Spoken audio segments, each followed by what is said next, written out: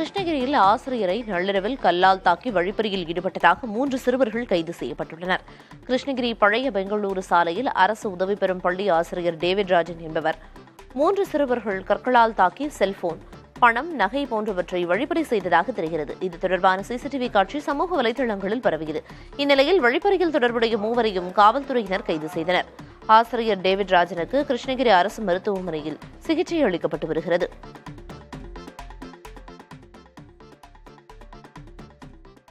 ஒரு கல் எடுத்து என் மண்டையிலே அடிச்சிட்டு இருக்கான். உடனே நான் மயங்கி விழுந்துட்டுருக்கேன். சுயநினைவே இல்லை. அப்புறம் நானே இந்த வீடியோவில் பார்த்தபடி தான் எனக்கே தெரியுது. அவன் கல்லில் என் முகம் ஃபுல்லாக நெருக்கியிருக்கிறாங்க.